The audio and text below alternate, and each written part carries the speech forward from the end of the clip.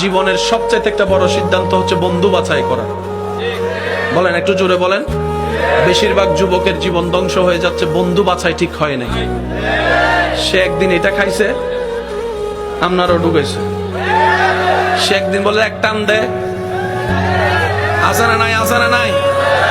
আপনি হুন্ডার প্রতি আকর্ষণ নাই, বউলি আপনি দিতে পারেন না, সে আপনারে নিয়ে বউলি দিয়ে কয় তুই বাপের বেটা হলে তুইও দে। শেষ পর্যন্ত এই বউলি শিখতে যে আপনি হোন্ডা চালান শিখছেন, হোন্ডা চালাতে যে ট্রাকের নিচে পড়ে আপনি মরে গেছেন, আপনার মা বাবার চোখের পানি বের হয়ে গেছে। আমি কি বুঝাতে পারছি কথা? বন্ধু বাছাই আমাদের সবার সাবধান হওয়ার দরকার আছে না নাই?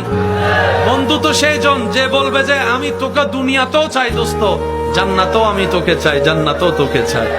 হাসরের ময়দানে বাইচে গেলে অন্তত আমি যেন তোরে দুইটা সওয়াব দিতে পারি। এটা হচ্ছে বন্ধুর কাজ, যে আপনাকে তাহাজ্জুদের জন্য ডাকবে, ফজরের নামাজ একসাথে পড়তে নিয়ে যাবে।